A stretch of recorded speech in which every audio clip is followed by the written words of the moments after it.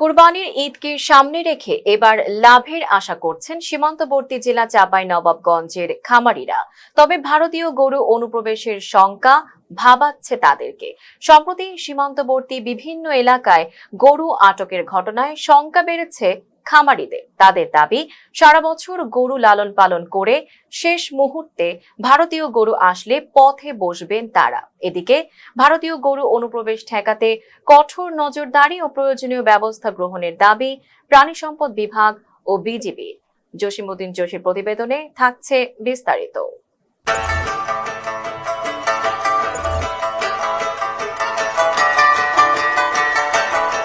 কুরবানি সামনে রেখে দেশীয় গরু মোটাতাজাকরণে ব্যস্ত সময় পার করছেন চাঁপাইনবাবগঞ্জের খামারিরা।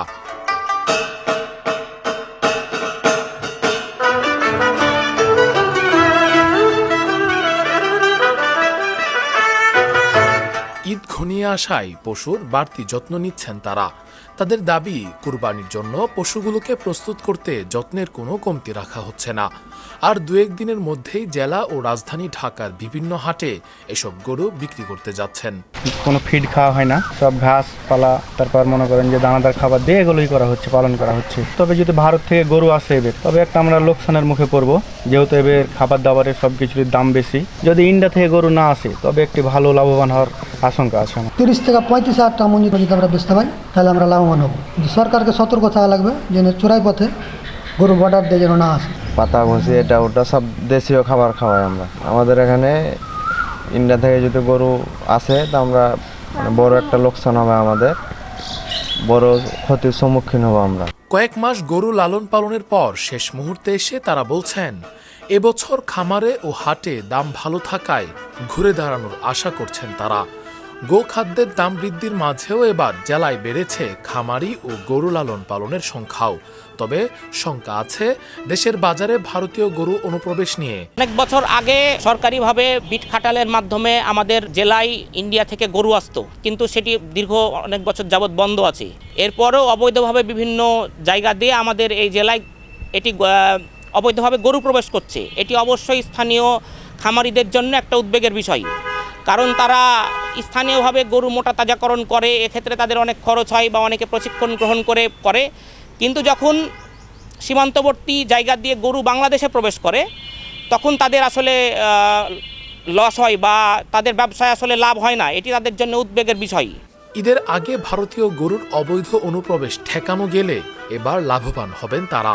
সীমান্ত দিয়ে চোরাই পথে ভারতীয় গরু যাতে কোনোভাবেই দেশের বাজারে না আসতে পারে, তার দাবি ক্ষুদ্র ও মাঝারি খামার মালিকদের। আমরা গরু যত্ন করি, আপনার খড় খাওয়াই গরুকে।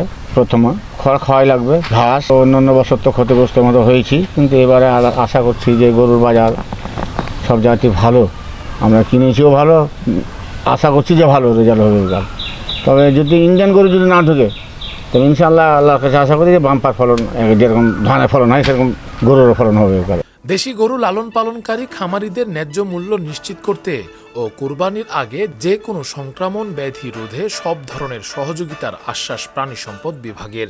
আমরা খামারিদের পরামর্শ দিচ্ছি যাতে তারা কোনো রকম স্টেরয়েড বা অন্য কোনো রকম প্রথায় না গিয়ে ন্যাচারাল যে খাবারগুলো সেগুলো খাওয়ায় গবাদি পশুকে সুষ্ঠু সুন্দরভাবে আমাদের কুরবানির জন্য প্রস্তুত করে ফেলেছে অলরেডি। আশা করি তারা ভালোভাবে আমাদের এই কুরবানিটা সফলভাবে, যাতে আমরা আমাদের দেশীয় গরু এবং আমাদের যে ক্রস জাতের গরু রয়েছে, আমাদের দেশে যেগুলো লালন পালন হচ্ছে, আমরা সেগুলো দিয়ে সুন্দরভাবে কুরবানিটা শেষ করতে পারি।